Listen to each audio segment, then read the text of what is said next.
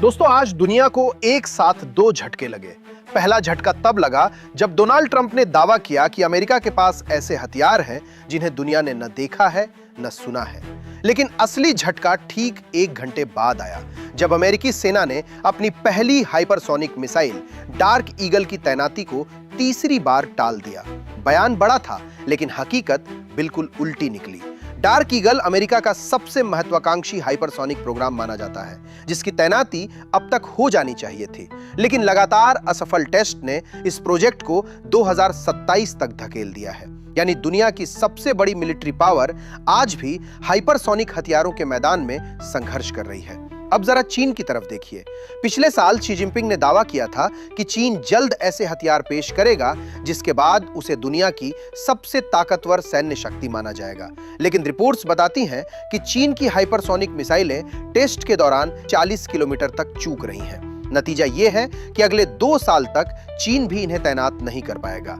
और यहीं से कहानी का असली मोड़ शुरू होता है। जहां अमेरिका और चीन लैब में फंसे हुए हैं, वहीं इंडिया 26 जनवरी की परेड की रिहर्सल हाइपरसोनिक मिसाइल के साथ कर रहा है। टेस्ट नहीं, रिहर्सल। वो भी किसी आम हाइपरसोनिक मिसाइल की नहीं, बल्कि लॉन्ग रेंज हाइपरसोनिक मिसाइल की। हाइपरसोनिक मिसाइल बनाना अपने आप में एक बहुत बड़ा चैलेंज है। इसकी रफ्तार 12,000 किलोमीटर प्रति घंटा तक पहुंच जाती है। इस स्पीड पर हवा का घर्षण इतना जबरदस्त होता है कि सबसे मजबूत धातु भी पिघलने लगती है।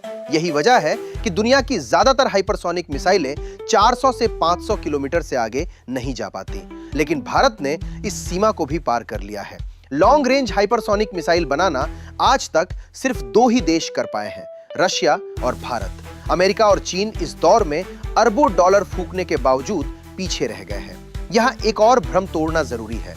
कुछ लोग कहते हैं कि ट्रंप शायद लेजर या माइक्रोवेव हथियारों की बात कर रहे थे, लेकिन सच्चाई यह है कि भारत 2020 से पहले ही लेजर वेपन की टेस्टिंग कर चुका है और आज भारतीय सेना उन्हें बड़ी मात्रा में खरीद भी रही है। लेजर भविष्य नहीं है, वो अतीत है।